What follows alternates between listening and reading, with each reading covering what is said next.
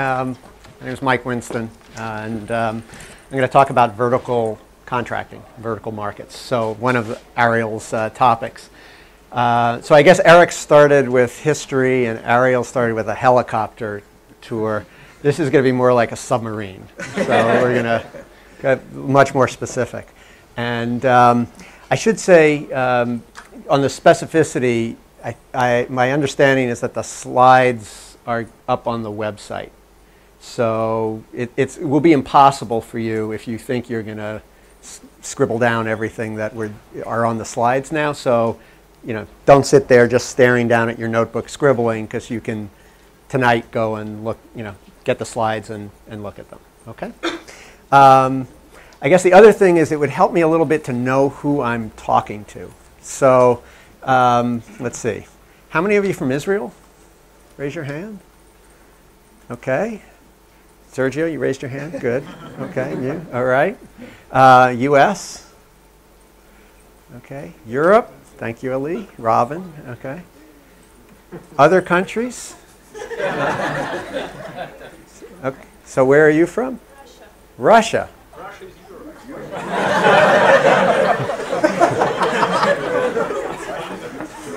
Argentina. India? Okay. All right. Very good. And how many of you have just finished your first year in graduate school? You mean only? Only. Just finished.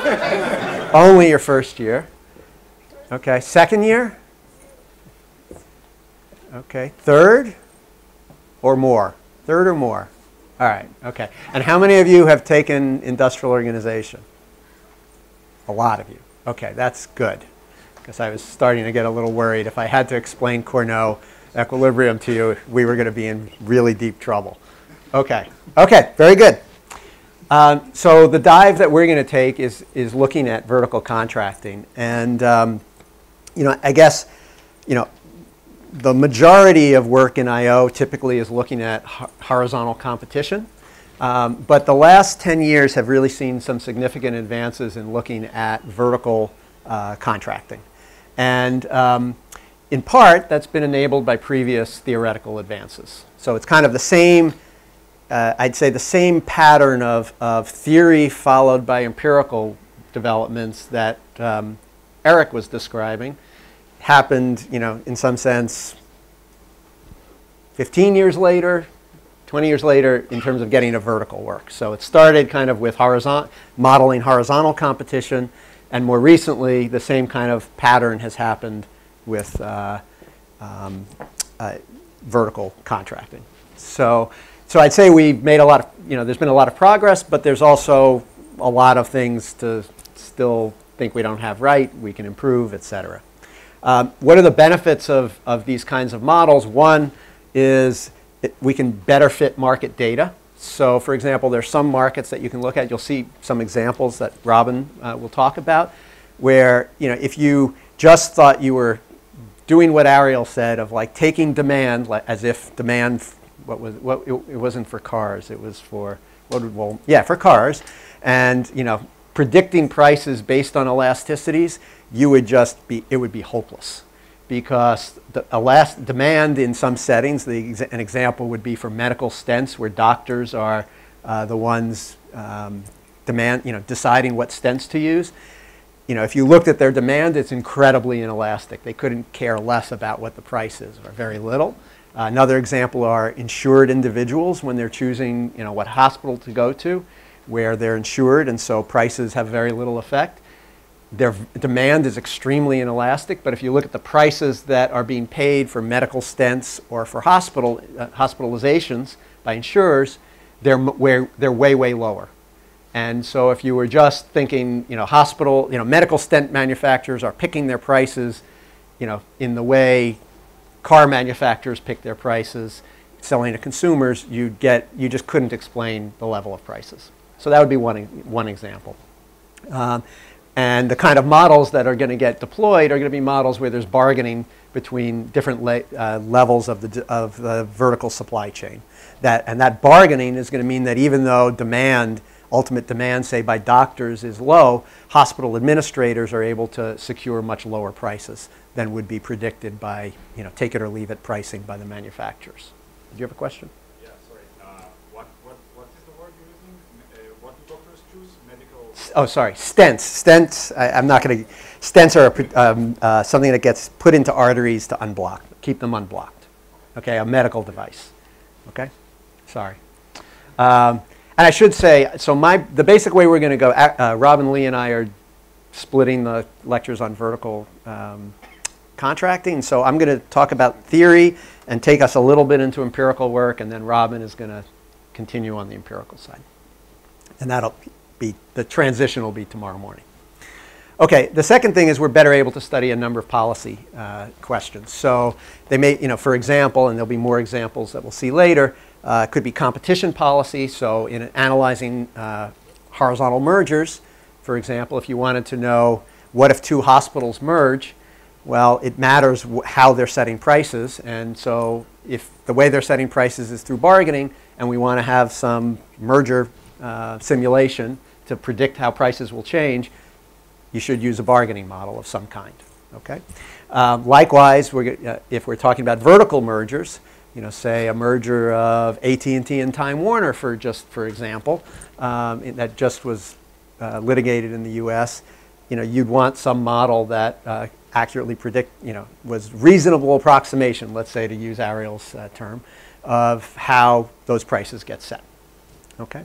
A different example, not competition policy, would be in health insurance markets. So, for example, these state insurers that insurance commissions that Ariel was mentioning might have rules on what's called network adequacy. Like what set of hospitals do you have to have if you're an insurer in your network that insured individuals can go to, or if you're a drug plan, which drugs do you have to have on your drug plan, and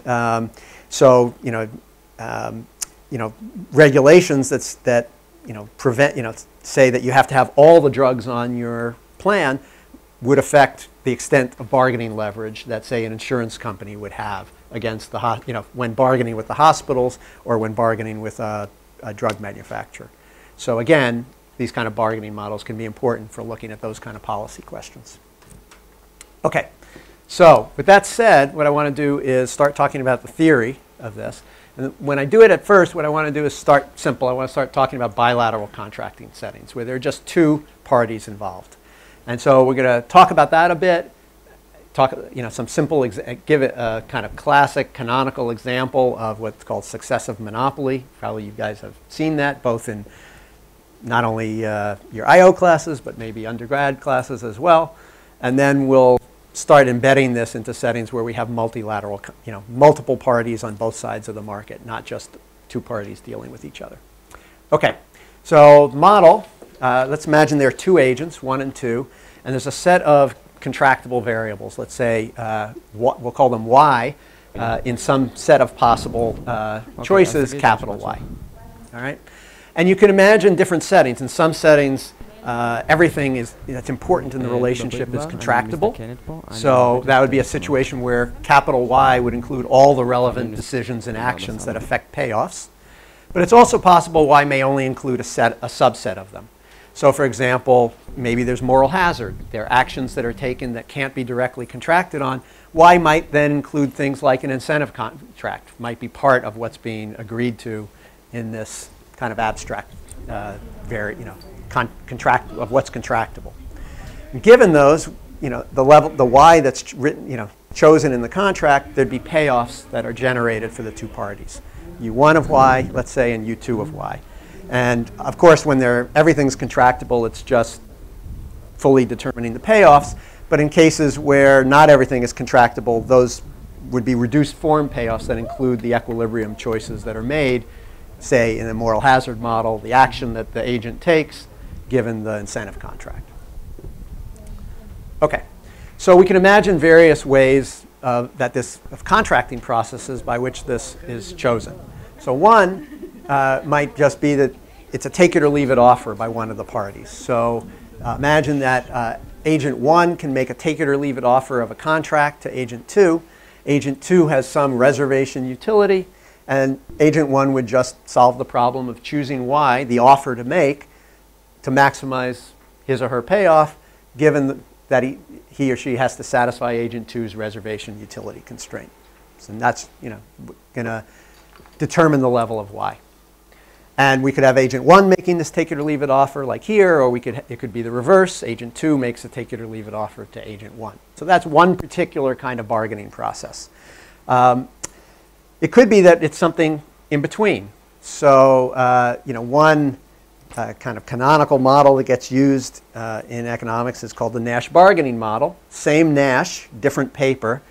Also done, published within the first several years after Nash was, had his PhD. No pressure on any of you.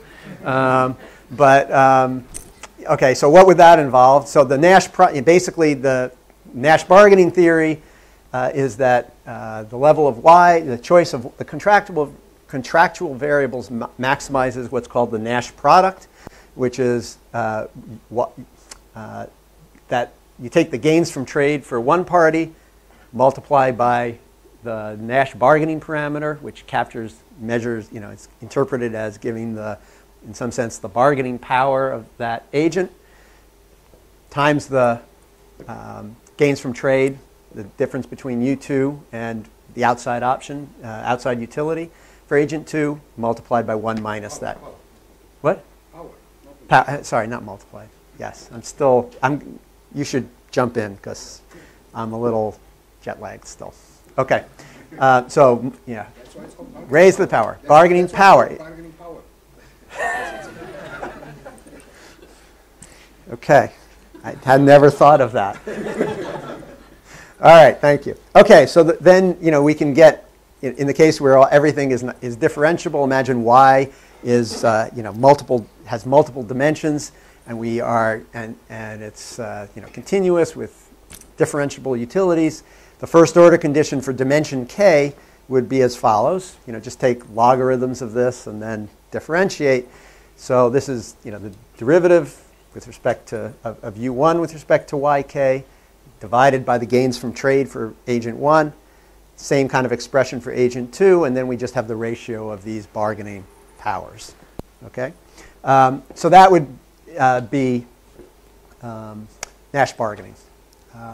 Now, in a special case, in I/O, a lot of times we think we have situations where we have very large firms dealing with each other. We think it's natural to think that they can make lump sum transfers to each other.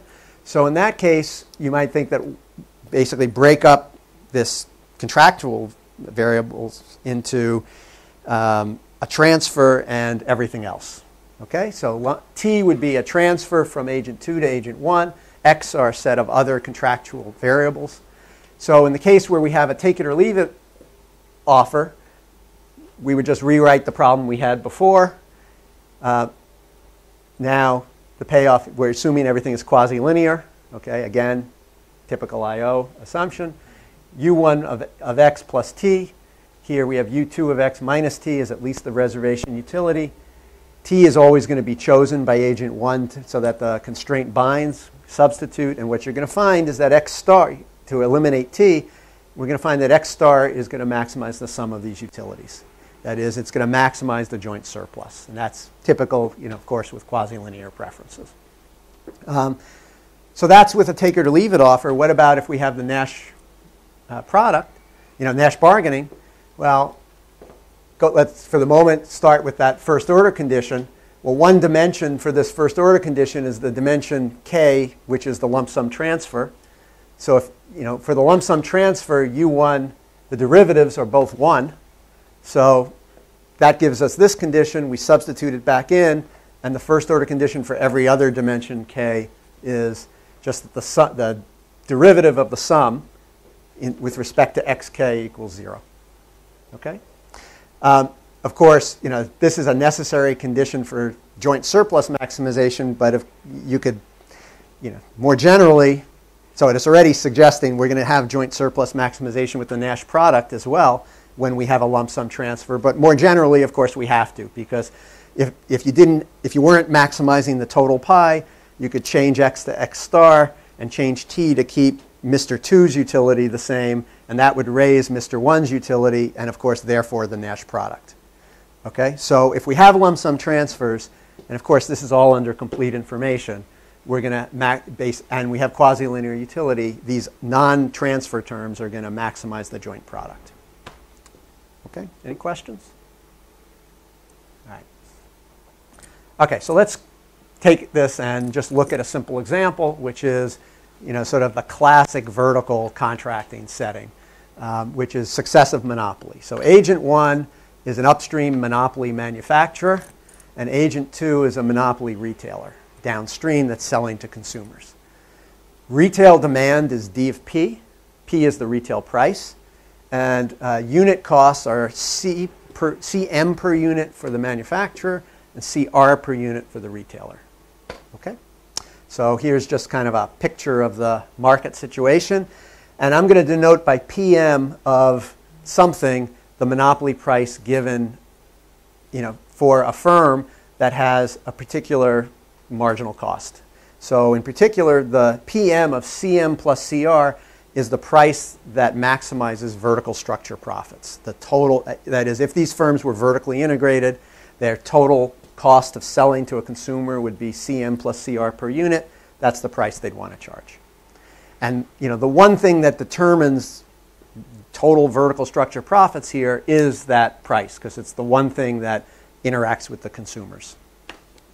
Okay, so what happens here? And the key issues are going to be what is contractable and how does contracting work. So to keep things simple, let's assume that M makes a take it or leave it offer. That's kind of the classic IO assumption. The upstream firm makes a take it or leave it offer to the downstream retailer. All right. So the first thing is, what if there are no lump sum transfers? All right. So Y, which is the set of the contractual variables, is just a linear, and in particular, Y is just a linear wholesale price.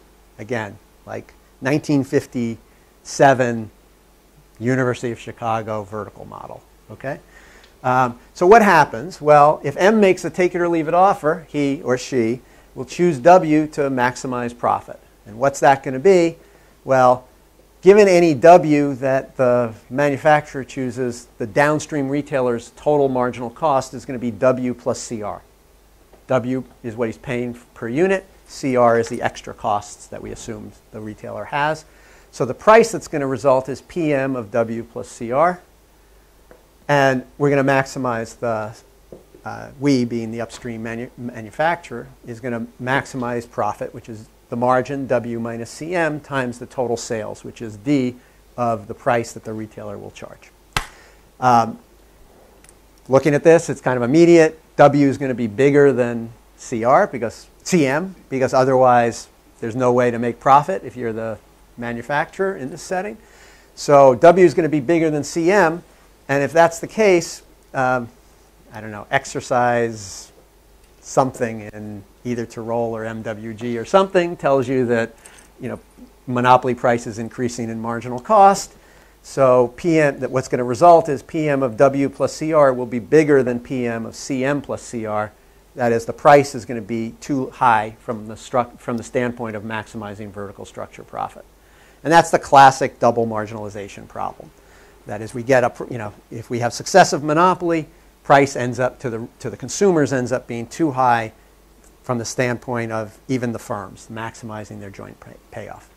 Why is that? Well, there's an externality. In particular, the downstream firm, when choosing price, doesn't think about the fact that selling more raises the profit of the upstream firm, and so chooses a price that's too high. In particular, chooses a price that's based on this marginal cost rather than this marginal cost. Okay. All right. Notice, by the way, that this problem depends on the bargaining power. So in particular, if instead the retailer made a take it or leave it offer, we'd have no problem at all. The retailer would offer a price equal to CM, and then would choose exactly this price. So you can see that in a Nash bargaining, and if we did Nash bargaining, what we'd see is the degree of double marginalization problem would depend on the bargaining power that retailers had relative to manufacturers. So for example, in this AT&T Time Warner merger, if you're thinking, that was litigated, if you think, the bargaining power allocation between upstream content distributors and downstream cable operators, affects the degree to which you think there's a double marginalization problem that, to be solved. So if you think downstream cable operators have all the bargaining power, and Robin will tell you some evidence about that, then there actually was no double marginalization problem to begin with. Okay. So we know there's a double marginalization problem. We can then start to say exactly what will the price be that the upstream firm will charge. How big is that double marginalization problem? So if we wanted to look at that, the retailer's first order condition, what is the retailer going to do? The retailer's a monopolist. So he's going to set, go back to freshman economics, marginal revenue equals marginal cost. So marginal revenue is equal to W plus CR. Okay, so that's telling you, facing W, that's the quantity that the retailer chooses. So we can think of that in reverse. This basically defines like an inverse demand curve. If the upstream manufacturer wants to sell Q units, this tells, MRQ minus CR tells what price the upstream firm has to charge. Okay, so basically, one way of putting that is the manufacturer's inverse demand is actually the retailer's marginal revenue curve. Okay, and so if we then look at the manufacturer's first order condition for W, it's W plus the change in W with respect to Q times Q equals CM, and we substitute first of all for W from here, and second of all for W prime from the fact that W prime equals MR prime, we get this first order condition. Okay, and this is basically a markup term, just like in classic monopoly. It's just that MR prime is P prime for the upstream manufacturer. Okay, and compare that to what is efficient, which is MR equals CR plus CM. So this is the term that's screwing things up. So like when I teach to MBAs, like this is kind of an example that like a picture that you show or I show. Okay, for MBAs I have to call it what WP because wholesale price, that's the variable, and this is we have inverse demand for the downstream by consumers. Then this is the marginal revenue for the retailer, marginal revenue curve, and that's actually, this is in the case where CR is 0. That's actually the manufacturer's demand curve, or inverse demand curve. And then what does the manufacturer do? Takes the marginal revenue of the marginal revenue curve. Again, and everything's divided by a half. This is why it's called double marginalization, Sergio. And sets that equal to marginal cost, manufacturer's marginal cost. The optimal wholesale price is that. The optimal retail price is that.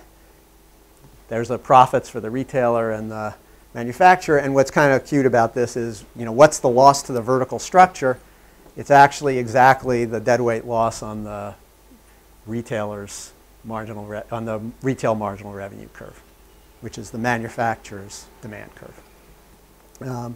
And another way to put this is actually, and we're going to come to this analogy a little later, if the if the upstream manufacturer acted like a price taker, then it would offer a wholesale price equal to its cost, marginal cost, and and then the retailer would do the right thing for the vertical structure. We'd have everything would get, vertical structure profit would be maximized. So that would be like set, would end up being this point, this point without the deadweight loss. We end up with this wholesale price, and so we get a deadweight loss triangle. Okay, so what are the classic kinds of solutions to the double marginalization problem? There are many of them that have been explored. One would be resale price maintenance. So the problem here is the wrong retail price is getting chosen. So imagine that the set of contractual variables wasn't just W, but was W and P. Well, what you would do is just, in the contract, set the right price, the price that maximizes vertical structure profit, and then pick a wholesale price to, if you're making a take it or leave it offer, to leave the retailer with no profit. Okay? And that would basically be just charge a wholesale price equal to the difference between P and the retailer's cost. Another possibility is have a franchise fee. So imagine this, now I'm going to introduce a lump sum payment. So if that's the case, Y is equal to the linear price plus a lump sum payment. What could you do? Well, if you set W equal to CM, then the retailer is going to face the right incentives on the margin. The marginal cost the retailer will face will be CM plus CR, and he'll choose the right price, and then you can just suck the profits out with the transfer, with the lump sum transfer. Okay? And so you can think of that as basically like a sellout. It's almost like a sellout contract. You're selling the retail opportunity to, you're selling, well, or put it differently, you're selling, as the manufacturer, it's like you're selling your upstream division to the retailer at a price of T. And then the retailer can basically access the product at cost. And that works if you think about, when you took first year micro theory, you studied the principal agent problem, many of you probably. And if you have an agent that is risk neutral, and, an efficient solution is basically for the principal to sell out to the agent. And here we have risk neutral agent. The moral hazard action is choosing the price, and an efficient thing is to sell out. Well, you can get efficiency by selling out to the agent. So it's just parallel to that. Yeah? Does this problem exist where none of the players monopoly? So we're going to come to what happens in richer structures. At the moment, going to start with this.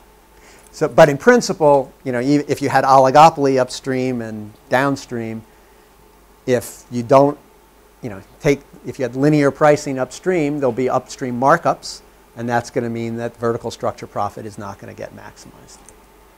Okay. Okay. So let me just pause there, and that's by way of introduction, and take questions. Should we think that the retailers need to be compensated in some way to take on these types of contracts?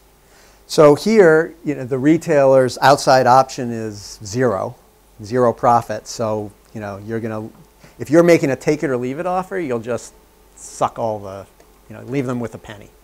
Okay.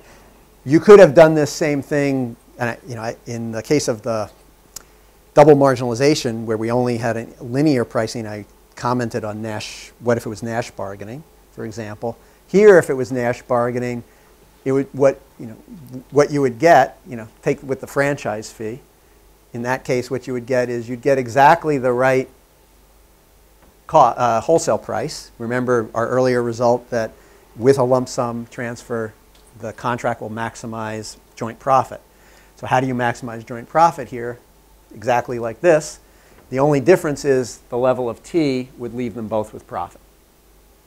So they basically just be the bargaining parameter gamma would just affect how you split the profit. Other questions? Yeah. How do we think about duration in this sense? So it seems like setting the upfront franchise fee correctly requires some kind of estimate of sort of how much the person's going to sell and what the duration of the contract is going to be. Right. In order to actually pull out all the downstream profits. Yeah. So, I mean, if this was, I guess the fully general result is for any, for any setting where this retailer is picking prices over time, and it could even be prices that have dynamic effects, learning by doing, or other because of, consumers.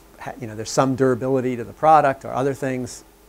In very general case, you would just sell the opportunity up front, and then, forever. It would just be one lump sum. If things are time separable, so it's just static demand every period, you could, every day wake up and write this contract, for the day, and then redo it the next morning, and another one the next morning. So now I should say, this sellout idea works in very general ways for lots of things. So it can be, we just had this dynamics example.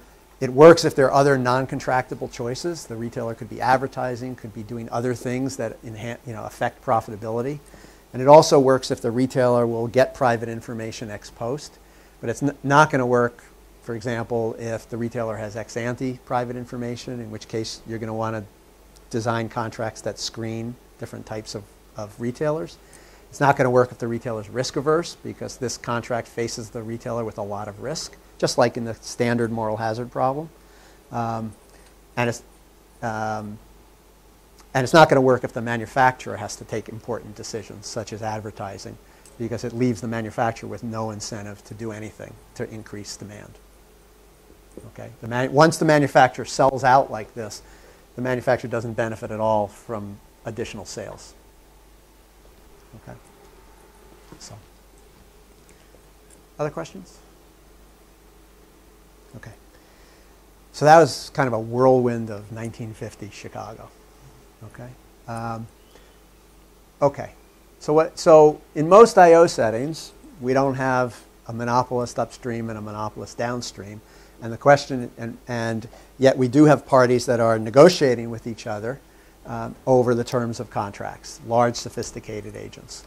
And most often, that kind of contracting process is happening bilaterally. So we have, in a typical setting, we may have, multiple sellers, say, and multiple buyers downstream. These might be retailers, this might be manufacturers. There could be third parties that are affected by that contracting. So, one set of third parties typically, and who are not involved in the contracting process. So a typical I/O model will have consumers who are affected by the contracting problem, contracting that's going on, but aren't involved in contracting. Okay, but it may also have other settings where, for example, there could be potential entrants that are not involved that are affected by what happens here. In any case, we have multiple parties, but contracts are getting signed bilaterally. Okay, and this is going to introduce some new issues relative to the classic successive monopoly problem. One set of issues is kind of sort of thinking about the economics of these markets, which is that we now have competition at each level. And that competition at each level could dissipate industry profit, or actually could enhance industry profit. In any case, it can affect industry profit. So for example, if these are downstream retailers, if they're competing a lot, that might, and lowering prices that consumers end up paying, that can dissipate industry profit. All right. So that's one issue that's going on. The second is when you're, more, technically, when you're thinking about the contracting problem, we now have bilateral pairs who are contracting, but the contracts typically are going to have externalities on other pairs. So we're going to have bargaining happening between lots of different pairs at the same time, but what happens, between me and Eric has effects on Sergio, for example. Okay, and the question is, how do we model that, and what are the implications of those externalities? In the successive monopoly model, the two parties were bargaining, but they only had there was nobody else around, so there were no externalities. Okay, so there have been two main approaches to modeling these kind of contracting processes. One has been looking at non-cooperative contracting games. Kind of, in some sense, the extension of the take it or leave it offers that we were talking about a moment ago. And the other is what's called Nash and Nash approach, which is sort of the extension of the Nash bargaining problem that we were looking at a few moments ago to these settings. And so I'm going to talk about both. Okay. And then when we get to empirical work, we're going to, again, well, I shouldn't, depending on time, most of the empirical work currently has been doing this, or versions of it, of Nash and Nash. There's at least one paper that is non-cooperative paper. If we have time, I'll talk about that as well. Okay. Okay. So here we are in a non-cooperative setting, and we want to model this bargaining. And the first two there are three issues in modeling the bargaining. Okay, one is the first two are things that we already had to deal with bilateral bargaining. The first is what can contracts be written on? That is, what are the variables yj that are contractable? The second is how does the bargaining process proceed? So there are various possibilities. If we're thinking about, and I should say, I'm now in the world of non-cooperative bargaining. I should have let as an intro. So we'll first talk about non-cooperative bargaining models, and then I'll go to Nash and Nash. So the second issue here is how does the bargaining process proceed? There are many, many possibilities. Of course, I didn't mention when we did bilateral bargaining that another thing that you could have done rather than take it or leave it offers would have been some kind of Rubinstein alternating offer process, and we know that generates the Nash bargaining solution in certain, in many cases. So in the non-cooperative multilateral setting case, the two kind of games that have been looked at the most are kind of extensions of the take it or leave it offer idea, where one side of the market is making take it or leave it offers to the other. So, and I should say, most of these have been in what you'd call one-to-n settings. So like in general, what we want to have is settings with M upstream firms, say, and N downstream. Most of the non-cooperative work has been 1 to N. Okay? And there are reasons why that I'll get to. But in these 1 to N settings, what's called the offer game, typically in this literature, is where the one party on one, suppose you have one seller and N buyers. The one seller is making offers simultaneously to the N buyers. And then the alternative in the other direction is a bidding game where the N buyers are simultaneously making offers, take it or leave it offers, to the one party on the other side. Okay. And then the last issue, which is a new issue that didn't come up when we did bilateral settings, is what the contracts. When you're in this setting, are the contracts that other parties are signing or offered observable to you or not? If you're an agent in this process, a bargaining process, and that's going to matter. Okay, and we'll see why. Okay. So what we're going to, let me just talk about some examples that, you come up in the literature of these kinds of settings. So one example is example is what I'll call the Cournot retailer model. This was, looked at first by Hard and Tirole, where, we have one seller and say two buyers. It could be N buyers as well. The seller is an upstream manufacturer. The buyers are downstream. You could be retailers or distributors who compete in a Cournot fashion against each other. So what they do, this is why I said it was like if you didn't know what Cournot was, I was going to be in trouble because I was just assuming you did. So you have one upstream firm, manufacturer.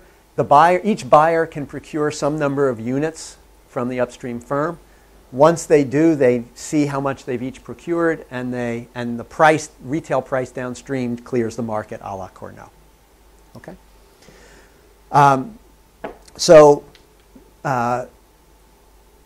Right, and I should say the input and S's input is just a single product. So the upstream firm has costs that are C per unit times the total quantity produced. And as I said, the B's compete a la Cournot, facing some inverse demand.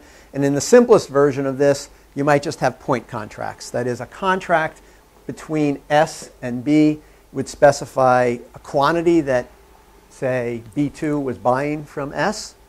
We'll call it X2, and a lump sum payment for it. And likewise, the contract between B1 and S would be X1 and a transfer payment. And if you think about that setting, you can see right away there are externalities, negative externalities that are from one pair to the other downstream buyer. So in particular, imagine that B1, instead of buying a little from S of the input of the product, buys a lot. That's going to lower the downstream price for any amount of of the product that B2 buys.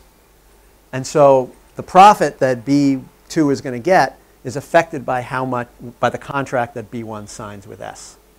All right? So that would be what we refer to as a contracting externality. Okay? And that's going to be kind of central to what's going on here. Yeah. Is that a commitment issue? So it's, is it a commitment issue? For no, you wouldn't do that, right? Who wouldn't do it? Regular for no, B wouldn't produce more than B2 if they're symmetrical, because that's natural equilibrium. But the issue isn't going to just be, is it symmetric? The issue is going to be, suppose you ask the question, will they be able to sustain the joint monopoly, the vertical structure profit, or what will be the outcome here? At some level, you look at this setting and you say, where S is an upstream manufacturer, you say there is a monopolist in this vertical structure. So can't this vertical structure manage to achieve the joint monopoly outcome? Okay? And the answer is going to turn out to be maybe yes and maybe no, and we're going to look at why. Okay? All right. So you see that there's a negative externality here. More generally, contracts don't have to be these point contracts. They could be more general nonlinear contracts, tariffs. So for example, S and B2 could sign a contract that has some nonlinear payment schedule that lets B2, choose how much to sell, or it could be a simple linear wholesale price. Okay, so there are various, richer contracts than just these point contracts that could be solved.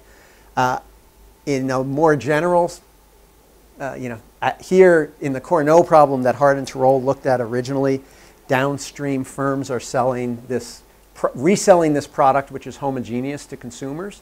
But you could imagine similar kinds of issues arise. You could think of this model as S is selling, instead of a product that's resold, S is selling an input, and the products of B1 and B2 are imperfect substitutes downstream to consumers. And they're still competing. They're substitutes. Okay. And just to kind of also pick up on a theme here, one theme is that B1 and B2, when they compete, may dissipate industry profits. So coming to what I said before, we have a monopolist here, but we don't have a monopolist selling to consumers. And how much does that matter for the ability to have industry profits maximized? What will be the outcome? Okay. So there are many other examples in the literature of one seller and two buyers that involve externalities. So for example, in one set of papers, one of which I was involved with, S is a monopolist, B1 and B2 are final buyers, and there's a potential entrant out here who could enter to serve the market. And what S is doing is trying to sign exclusive contracts with these buyers. And the more buyers who sign up for exclusives, the less likely the entrant is to find it profitable to come into the market. And so what happens there is if a lot of other buyers, and here I just have two, but if a lot of other buyers sign exclusives with this monopolist, you're not going to be able to benefit from competition, or you're less likely to. So that's going to be a negative externality when others sign contracts. Okay? Another example would be patent licensing. S has developed some IP and can license downstream sellers who are competing against each other. And that IP lowers the marginal cost. It's a process innovation. So if S licenses B1, B1 becomes a tougher competitor for B2. Again, in that case, negative externalities. All right. Another example, Jahil and Maldovano have this paper on selling nuclear arms. So like when another country buys nuclear arms from North Korea, an unnamed country, country two is worse off. And that's a paper about how the seller can maximize his profit. And another example might be that S is selling political influence, and the B's are parties that are trying to buy benefits from that government official who might have been corrupt. Okay. So these are examples with one seller and two buyers. You can also turn it around. So there are examples in the literature. We have one buyer, two sellers. So classic example here would be go back, where we introduce competition instead upstream. So we have a monopoly retailer still relative to our successive monopoly model, but multiple suppliers. Okay, and here intuitively, on an economic level, competition upstream we sort of think should help vertical maximize vertical profits, because competition up here will drive down markups and help eliminate the double marginalization problem. Okay, so that's kind of at an economic level. Let's kind of talk about at the more technical level about externalities. So think about several cases. In one case, let's imagine that upstream costs are some function Cj of xj for each of j equals 1 and j equals 2. The downstream firm has some cost that depends on the total amount procured from these two guys, C of x. And we have point contracts like before. So x1 t1 and x2 t2. So in this case, there are no externalities. Once you've written a contract, if S2 has written a contract that says, I'm selling you, the monopoly retailer, x2 units at a total price of 100, S2 doesn't care at all how much is bought from S1. So in this setting, there are no externalities. Okay? However, that depended in this setting, whether there are externalities depends on the contract space. So for example, imagine instead that contracts can be more general, contracts. And as one example, imagine that a contract specifies a two-part tariff, a linear wholesale price and a fixed fee. Okay, if that linear wholesale price W2 is above S2's cost, marginal cost, now we do have contracting externalities, because the more if B2 gets a better wholesale price from S1, B2 is going to change how much he buys from S2. Okay? So whether we have externalities or not, we could have externalities at some contracts, but not have externalities with other contracts. All right? And then finally, in some models, effectively, rather than have costs that only depend on your own contracting terms directly, or how much you sell to the retailer, you could have effectively costs that also depend on how much is bought from the other guy. So imagine it's, for example, a dynamic model. There's learning by doing. The more that's bought from the buyer, that's sold to the buyer by seller 2 today, the lower seller 2's costs are tomorrow, and therefore the lower are S1's profits tomorrow. So in a reduced form that looked at, we could basically fold back the model where future profits kind of enter like a cost function today. You'd end up having each guy depending, profit caring directly about what the other guy's sales were today. Okay. And then in a very different literature, in the finance literature, another example of this kind of thing is takeover bids. So takeover bids, the sellers are current shareholders. The buyer is a rater who has an idea on how to improve the firm.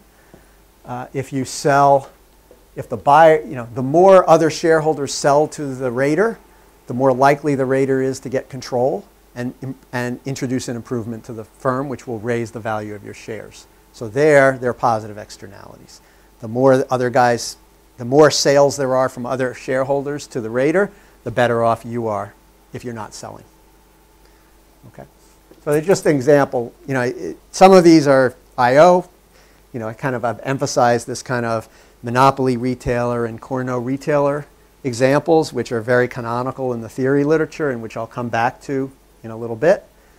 But also many other literatures, patent licensing, finance, and political influence all have structures like this. Okay, let me pause. Any questions? Okay, how are we doing? All right.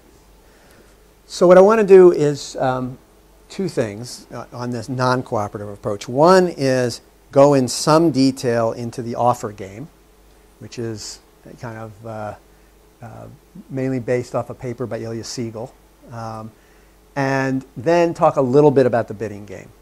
The offer game, the reason I'm focusing more on the offer game is it's a lot easier, okay? The bidding game is harder. I'll try to give you a little sense of why. And then, and that kind of explains, I think, will explain a little bit about why the literature is most developed in this 1 on n setting. Because once you're in m on n, everything is a bidding game, has a bidding aspects of a bidding game. Okay. All right. All right. So, Siegel's model. We all okay? Or just take a deep breath? Start the next thing. Okay. Okay. All right. So this is going to be a 1 on n model. There's one principal, sticking to Siegel's language here, and n agents. Okay. And depending on the setting, that that we could be in that Cournot retailer example where the principal is the upstream manufacturer and the agents are the downstream retailers. Or we could be in the monopoly retailer example where the principal is the monopoly retailer and the agents are the upstream manufacturers. Okay? All right. A contract is going to be specify an xj and a lump sum transfer tj. A contract between the principal and agent J. And we're going to normalize and say that no trade is equivalent to 0, 0. Okay? And the utility of, I should say, so agent J's utility function is uj of x minus tj, so it's quasi-linear. And actually the utility of 0 I'm going to take to be 0. Okay? And x, the vector x, is the vector of quote, trade levels with all n agents. Okay, and notice that x here, is, the utility of j in general depends on the entire vector. So that's what's introducing externalities. Externalities are present when agent j cares about the trades of agents minus j. The principal's utility function is going to be up of x. Again, x is a vector, plus the sum of the transfers received from the agents. Okay? All clear on the model? Okay. So, well, I should have said a little more. All right. So first, we can define jointly efficient outcomes. And this is what I've referred to so far as the outcome that maximizes vertical structure profits. So in other words, it's the outcome that maximizes the sum of the principal and all the agents' payoffs. And we'll call that script x star. And for simplicity here, I'm going to make an assumption that all of the jointly efficient outcomes involve the same aggregate trade. That is, the sum of the x's add up to some capital X star. Siegel doesn't make this assumption, but it's just going to let me do things more easily here. Okay? For some results, we're going to assume condition W. In particular results are going to be results involving what the direction of distortion is relative to the joint profit maximizing outcome. How much the aggregate trade, is it too big or too little?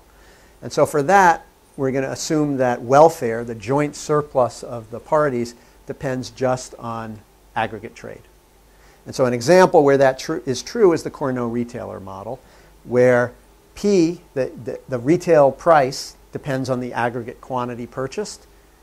Revenue is that times capital X, that's industry revenue, and upstream costs are C times the total amount that was produced by the manufacturer. So that would be an example where this condition would hold. So CDN, sorry? The term CDN stands for what? Oh, condition. Condition. Okay. Sorry. Condition W. Condition. Yeah. It would have run off the slide. And I was at the bottom of the slide already. Sorry. And then I should mention in these welfare results, if you look at Siegel's paper, there's also a domain restriction. I'm just going to assume that the x's are continuous, which is one of the cases that's okay. All right? But you can look at his paper if you're interested. So this condition is just for the simplicity, but it's not. No, it is so for some results, Right. it's used. Those are results where they're all going to be about, is the aggregate trade too high or too low when there are positive or negative externalities. Okay? And so the assumption is going to be is that joint vertical structure profit, which I'm calling here welfare, just depends on X. Let me just stress, from an IO perspective, this, quote, W, welfare, is not counting consumers. It's just the profits of the vertical structure. Okay? Okay. So, Siegel divides his analysis in two cases, public offers and private offers. Okay? And they're going to have implications, for example, say in the Cournot retailer model for whether we do have joint profit maximization, vertical structure maximization or not. Okay. So the first case is public offers. So let me explain how the public offer game works. I'm the principal. You're all the agents. What I'm going to do is I'm going to simultaneously put in front of you on a piece of paper that's visible to everybody your offer. And I'm going to do it simultaneously for all of you. So each of you is going to have a piece of paper in front of you that's going to have a trade, XJ, where you're agent J, and a payment you have to make to me, TJ, if you accept the contract. But you're going to see everybody else. Okay? And then you are going to simultaneously respond, accept or reject. That's the game. Okay? All right. So a first thing to just notice is without loss of generality, I can look at equilibria where everyone accepts. So imagine, for example, I put a set of offers in front of all of you, and some of you rejected. Okay, let's say Eric rejected. All of you accepted. Eric rejected. He's really obstinate, so he rejected. He did the whole calculation very quickly, whether he should accept. Instead, and that's an equilibrium. Okay, there's another equilibrium where what I do is I make you all the same offers, but I offer Eric 0, 0. And at 0, 0, he doesn't care, and so he's willing to accept. Okay? So that would be another equilibrium, but an equilibrium where everyone was accepting. So I'm just going to look at equilibria where everyone accepts. So when does agent J accept? Agent J is going to accept if the utility from accepting conditional on everyone else accepting is bigger than the utility from being the one person to reject. All right. So the utility from accepting when everyone else accepts is uj of x minus tj. The utility from rejecting is you're rejecting, so you don't make any transfer payment. And your payoff is uj of 0, because you're not getting a trade, okay, comma x minus j, where x minus j is everybody else's trades. So this is the condition that has to be satisfied by every offer I'm making to all of you if you're all going to accept. All right? Now, needless to say, I'm kind of nasty. I'm not going to leave you with even a penny of surplus. So what I'm going to do is whatever x's I'm offering all of you, I'm going to make sure that the tj I offer each of you makes this bind with equality. And if that's the case, then what I'm going to do is pick tj to equal this difference. Just rewriting this with an equality. All right. So that tells me exactly for every vector of x's that I offer what my total revenues are going to be. Yeah. So how this uj 0 x minus j is, this term is different from uj 0, 0. Yes. uj 0, 0 would be if you don't, is your gross pay utility or pay profit if you don't get a trade and no one else gets a trade. Right. So this is everybody else is accepting. Right. So given that everyone else is accepting, you know that their trades are going to be this. So that could affect me because of the externalities? Yes, Okay. exactly. Oh. Okay? All right. So what x will I as the principal offer? What vector of x's? It's going to be that vector of x's that maximizes my gross utility, UP of x, plus the sum of the transfers. And now I've substituted what each of the transfers is. And now I'm just going to rewrite that this way. It's by splitting this term up. And what you can see is basically I'm going to pick the vector of x's that maximizes joint surplus minus the sum of what I'll call non-trader utilities. Okay? So what you can see is right away is if this term wasn't here, I would do just the right thing for vertical structure profits. The thing that's leading me to maybe do the wrong thing is this, and it does so because of the potential for externalities. Okay? And maybe a different way to put this, I'm going to come to this on the next slide. You actually could have seen what the issue is going to be that's going to lead to distortions up here even. So if you think about how much, say, agent J is willing to pay me when I offer that, given the x vector I offer, there are two effects that the offers to everybody else have on how much agent J is willing to pay me. The first thing is when I change x minus j, it changes the utility that agent J anticipates from what actually happens, which is this utility. This is the level of utility gross utility agent J will actually get. So changing x minus j changes that. The fact that agent J sees what my offers are to everybody else and adjusts how much he's willing to pay because of those changes are exactly what we want for getting me to do the efficient thing. Because if I do something that harms agent J is willing to pay me less. Okay? The thing that but this term screws things up because changing what everybody else gets also is changing the reservation utility of agent J. That is what agent J can get if he doesn't accept. Okay? And that's going to tend to lead to distortions. And it shows up here. Yeah? Flip a coin. You go first. So I understand the math, but what is Speak up a little more. I'm understanding the math, but Yeah. what is the intuition behind the actions of other and that's my reservation? Well, so we'll look at particular examples where externalities are present or not. But the basic thing is if it's the case that I can do things with others that make it so that when you don't sign, it's really bad for you, I'm going to be more able to extract payments out of you to sign. So like imagine there's something I can sign with other people in this room that actually has no effect on you if you sign, but really makes it crummy if you don't sign. Okay? That's clearly going to be something I'm going to tend to want to do because I can get more out of you. Even though it has no effect on the, on the payment when you actually sign. I mean on your utility when you actually sign. It's just that I'm making things bad for you by not signing. Okay? Right. So, for example, in that the exclusive contract setting, when I sign exclusives with others, I make it bad for you to not sign. Because I make it worse for you when you don't sign because you're less likely to have a competitor come in, a potential entrant come in and offer competition for you. Okay? Here. I missed the reduction you made at the beginning. So you were looking at an equilibrium where Eric rejects, all the other accepts. How are you turning it into an equilibrium where he accepts? By offering him essentially the null contract, where he doesn't care what others. Mike, did you repeat the question?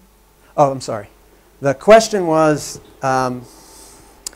if, so I started off saying I could look at just situations where everyone is accepting.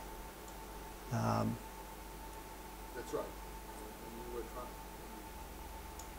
so you were moving from a situation, an equilibrium where Eric rejects and all the other accepts, to a situation where he accepts. Yes. Okay, what are you offering exactly? So I'm offering him a null contract that gives him the, in other words, the assumption is there's a contract that gives him the same payoff as if he rejected. Gives him the same thing. The same thing as if he rejected. It gives everyone else. It doesn't affect someone else. It gives the same. In other words, someone else. And has the same effect on others. Right. As his rejection. So it's a contract that has exactly the same implications as on everyone as rejecting. So, okay. Yeah. That's why it's null. Yeah. It's a null con. Exactly. Okay. Yeah. So, but is it a reasonable assumption? I mean, well, I don't know if you want to go into it. But I mean, you'll have to look at the, at the examples. okay. Right. Okay. So, taking it for example, the Cournot retailer example. Okay, just picking one off the top of my head. In the Cournot retailer example, I can offer you a zero trade and a zero price. Okay. If that's the, for everyone else, it's clearly the same for you as rejecting because you don't care if you're not selling anything in the downstream market, you don't care what everybody else has bought.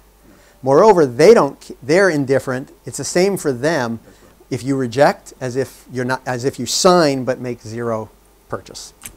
Okay? Yeah. It looks identical to a BCG mechanism, but there's it's exactly the same, but there's no information friction. Is there some parallel? If you're doing exactly the same as if you want someone to tell the truth, you have the transfer, you're maximizing the return. It's exactly the same thing, identical. I don't see I mean, obviously, there's no asymmetric information here that you're revealing. So, I guess you're referring to this transfer. Yeah, and the fact that if there were no what you call non-trader. So I should say, if there were right. So we do get efficiency. This isn't like a VCG mechanism in that it's like a point, right? I mean, a VCG mechanism, you're offered a menu, you're able to choose, and you're being faced with efficient incentives to choose to make the right revelation. So, so it is different, but I mean it's a much simpler setting. In some, right, in that there's no asymmetric information here at all. Yeah. If you make this proposal, is it a possible equilibrium that we all accept this proposal, or it is the only possible? That's a good question. So when I made that argument, I kind of, right, this was a subtle thing I slipped in, which is that I get to choose the equilibrium. So, which is a typical assumption like in most of the principal agent literature and often in the mechanism design literature, that I choose, I get to pick the equilibrium. So Ilya has a follow-on paper where he worries about multiplicity, and what if you have to worry about which equilibrium players would follow? And actually, we have in an applied paper, actually on that entry deterrence problem, that's an issue that comes up there too. Is uniqueness. That there can, you can have, for example, in that entry deterrence problem, there can be multiple equilibria where, for example, one equilibrium could be I offer everybody zero payment to sign for an exclusive. And there are two equilibria. One, every consumer signs for an exclusive because if everyone else is signing, there's not going to be any entry. And another follow-on continuation equilibrium where no one signs because if no one is signing, there will be entry and it's really beneficial. And you don't want to, for no payment, why would you sign an exclusive and give up a low price? So in that paper, the way in which you can we look at how you can uniquely get entry deterrence, which is you basically, in that paper, divide and conquer. You offer some subset of consumers a big enough payment that it's a dominant strategy for them to sign, and then you screw everybody else. So. Not in this case, but all the point in Nash equilibrium is that sometimes we can come to a bad Nash equilibrium. It's not necessarily that we will come to a good Nash equilibrium. And in this way, in this work, actually, the tacit assumption is that we will come to the good Right. Well, you need to be a little careful about what good for whom and not good for others, because, you know, for example, in the entry deterrence example, good for the consumers is not signing, but that's the bad equilibrium for the monopolist who wants to deter entry. Here, you know, in keeping, you know, so I'm not going into the dealing with the multiplicity thing here. We're just letting the principal implement the equilibrium the principal likes most. Okay? If you don't like it, you can. It's a good question, and, you know, something you'd want to worry about if you were the monopolist. It was a challenge. It was not Okay, it was a good challenge. Okay, so, all right, so two results here. One, in the public offer game, absent externalities on non-traders, the equilibrium trade profile is efficient. What do I mean by no externalities on non-traders? Exactly that uj does not depend on x minus j. If uj doesn't depend on x minus j, it's as if this term is just a constant, and so x is going to get picked to maximize this first term, and vertical structure profit will be maximized. Second proposition has to do with the direction when we do have externalities on non-traders. What's the direction of the externality? So here we're going to assume that condition W and the domain restriction as well. And it's just going to be the obvious direction. If you have negative if higher trade levels have negative externalities on non-traders, the principal is going to do too much trade. Why? Because he wants to drive down the reservation utilities. Okay? And if it's positive externalities, then the principal is going to do too little. Okay? So, okay. And let me just, given the time, the next slide has a proof. It's really only 2 or 3 lines, but I'm still going to skip it, just given the time. Okay? And go on. Because it's just, I mean, intuitively, it's just very clear what the direction is going to be of the externality. Okay. And you do have this slide, so I'm sure. I'll call someone up first thing tomorrow and ask them to prove this, just to make sure you look at it on the slides tonight. We'll cold call on someone. Classic MBA style. Now, you would never cold call an MBA. They give you terrible evaluations. Okay. All right, so here's an example. Let's go to the monopoly retailer example. Let's suppose the upstream manufacturers have costs C1 of x1 and C2 of x2. We have a retailer with cost function C of x, and the downstream firm has cost C of x, and the downstream firm makes offers to the upstream, simultaneous take it or leave it offers to these upstream manufacturers, and they're public offers. Well, in this case, as we talked about before, let's take the case where there are point contracts just for simplicity. There are no externalities on non-traders. Okay?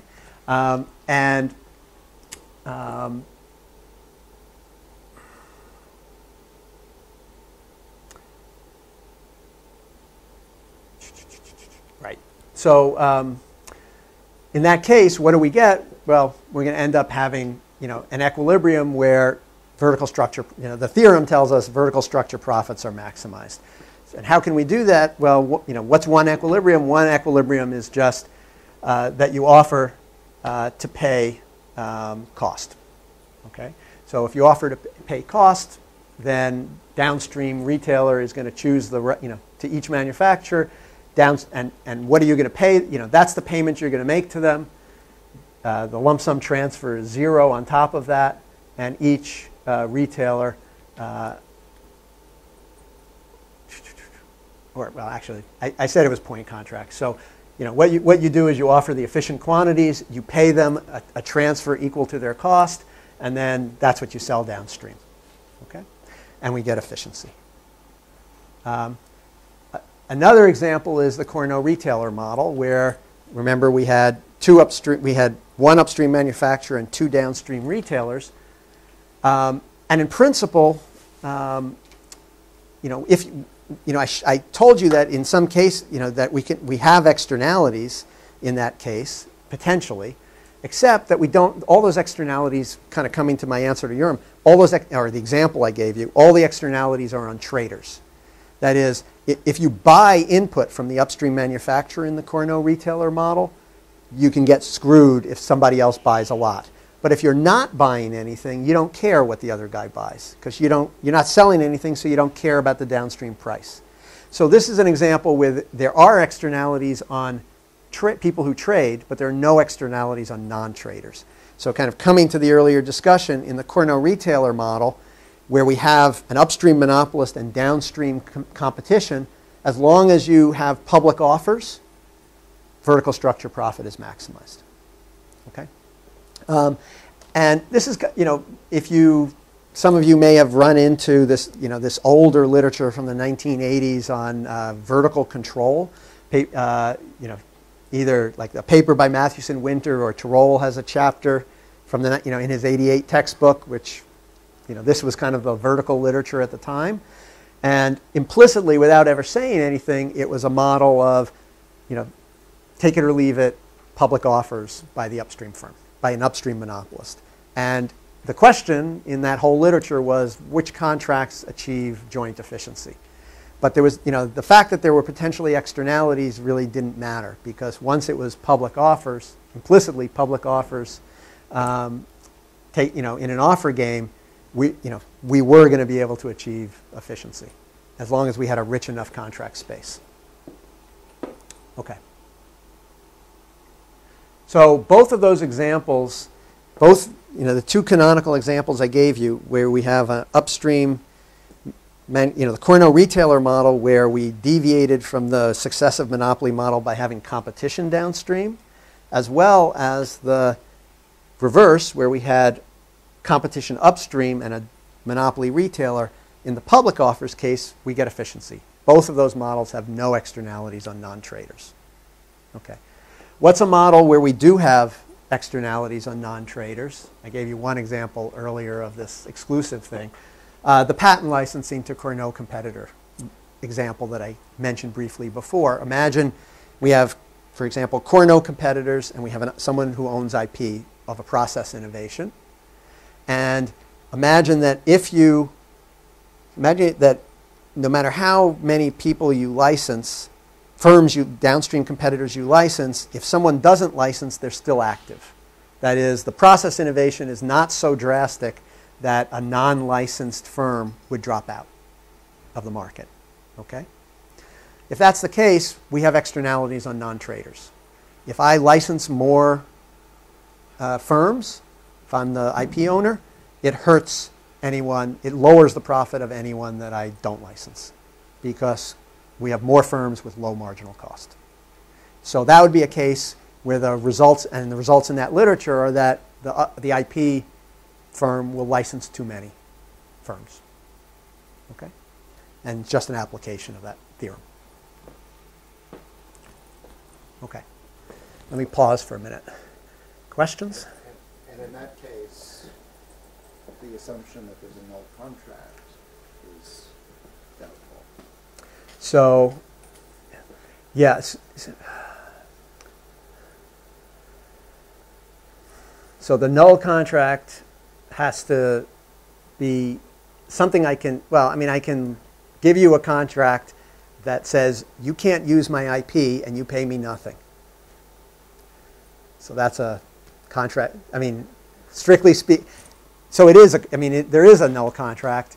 It's just a contract that promises no IP. No, but that's going to the fact that I don't have a license is going to affect. No, not relative to if you didn't sign anything. Right. So if you don't license at all from me, I have a high cost. And if you sign a wonderful IP license that actually gives you no IP, you have a high cost. So it's kind of trivial at some level, right? So. Okay. All right, so now we're going to shift gears. We're going to make it part way through the case of private offers. Okay, so with private offers, it's exactly the same game, except for one change. So I'm the principal. I'm going to put in front of you your offer. The thing is, when I put it in front of you, it's going to be in an envelope. Okay? And each of you can carefully open your envelope and see what your offer is, and nobody else can see it. And actually, moreover, a little stronger assumption before anyone of you challenges me, you also can't make it visible to anyone if you want to. Okay? So it's impossible. Nobody can see what your offer is. Why can't you show it to anyone else? Because you also have, everyone could have just write an offer for themselves and raise it and fake an offer. Okay? So it's impossible for anyone to see anyone else's offer. But otherwise the game is the same. You have your offers, you all look at what they are, and then you simultaneously say accept or reject. Okay. All right, so this is a game of imperfect information. You don't know what the offer is that everybody else is getting. And so imagine that I have... Is this really realistic? I mean, you're making an offer and you are committed to execute it if I say yes. So I go and say, Mike made me this offer. Why? So... I mean, you have to... Your commitment seems to be something that could be verified, you know? Yeah, so, I mean, I think the offer, I guess, can be oral. I guess that one question is, after it's signed, can you make it visible? But by then it's too late. Now, I think it's highly stylized, and I think actually, we'll come to this later. I mean, I think one real question in this literature is, the dynamics of when things would become observed. So for example, sometimes in this literature, I offer you, an exclusive contract, or I offer you, some contract. You're a retailer, and the model is like it's simultaneous, private offers, and then, but then you say to yourself, well, I mean, a month from now, when you see that like Urim's not carrying any other products, even if rivals don't observe the whole contract, maybe don't observe the wholesale price that I've offered you, maybe that's something that they won't observe. I think it's reasonable that some things will maybe never be observed, but there's some things they may observe, and what will the reaction be? And if there could be a reaction, maybe, if we really had it in a dynamic model, maybe the contracts that would be signed would be different. They'd be shorter term or allow for some options in response. So the literature has done a little bit about contracts that allow reactions, but not a lot, and it is a highly stylized model. But we're going to also, and I'll say this, when we look at Nash and Nash, this is the model that it's going to be in some way close to. Okay? We'll see in a certain way. Okay? So you need some things to be not contractable, right? So you can play with them. So everything can be contractable, but nothing is observable. Okay? Or at least nothing that affects payoffs of other firms, the way I'm doing this. So taken literally, other firms could observe what the lump sum. Even then, you could run into problems. Maybe in some cases, the lump sum transfer maybe could be observable, but the X's that affect the payoff of someone else accepting are not observable. Okay? But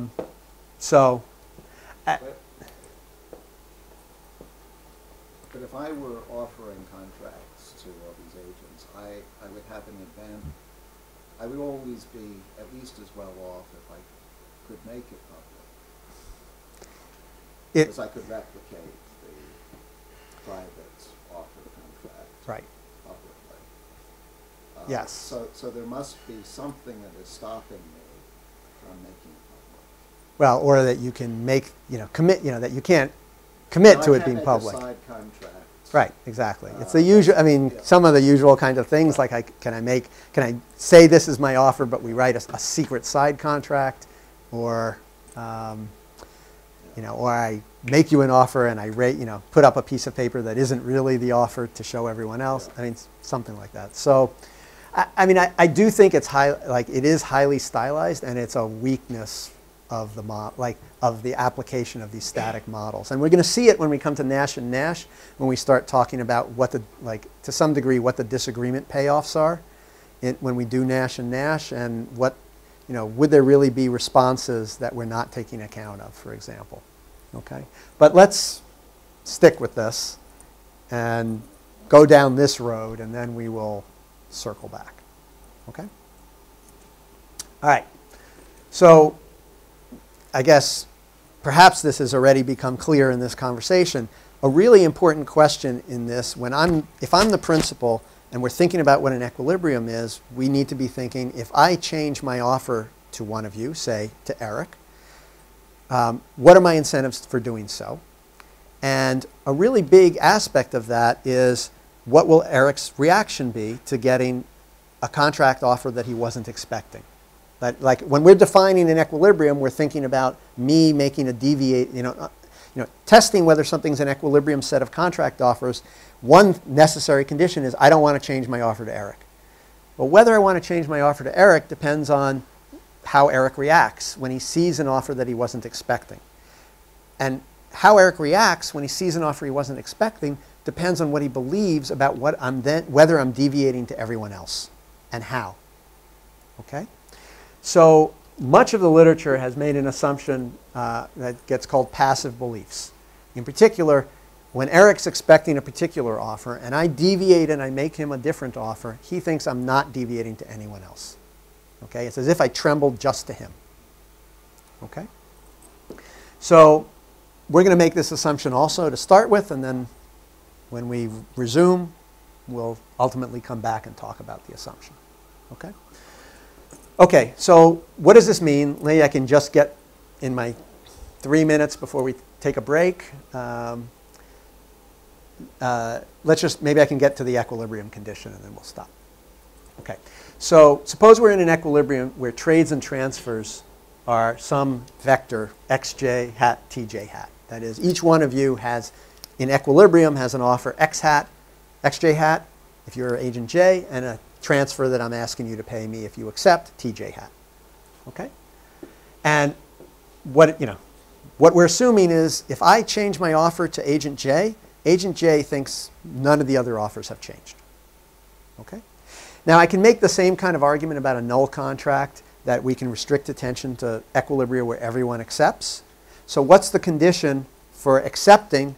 If you have passive beliefs and you're offered an xj and a tj, what's the condition for you accepting if you think everyone else is getting xj hat or x minus j hat, t minus j hat? So it's this condition, that given what you think everyone else has been offered. So imagine I actually offer you, instead of j hat, tj hat, I offer you xj, tj. Will you accept it? You're going to accept it if, with passive beliefs, you think everyone else's trades have stayed the same. So that's why we have x hat minus j here and here. And this is your utility from accepting, xj, tj, when everyone else has the trade x hat minus j. And this is your utility from rejecting. You make no transfer because you reject it, and you get 0 for your trade. Okay, so again, if we have an equilibrium, I'm going to make everyone indifferent about accepting. And so every transfer is going to equal this. Okay, and before we go to the equilibrium condition, writing it down, I can remember before I kind of told you that in the public offer model you could see where the inefficiency was going to come from, just from an expression like this. Here you can see it again. So in particular, imagine I deviate in my offer to Eric. Okay, and nobody, if you're agent J, you don't see it. Okay, so when I change my trade with Eric, none of you get to see it, and so your utilities when you accept are unaffected. Okay. And so that piece of it is bad. Remember, before it was good for efficiency when everyone else saw that I changed with Eric, at least for the part that was the utility that actually happened. So that's, in a sense, taking a good thing and now it's become bad because nobody else reacts. On the other hand, the good thing that's gotten better is nobody reacts in thinking that their reservation utility has gotten worse. So I've gotten rid of the problem I had before, but I've put in a new problem that nobody is seeing that I'm deviating with Eric. And nobody is therefore thinking, oh, my utility when I accept has gotten worse. And so what's going to happen now is instead of externalities on non-traders being the problem, it's going to be externalities on traders that are the problem, on people who accept. All right, so let's go just see that. When can x hat be in equilibrium?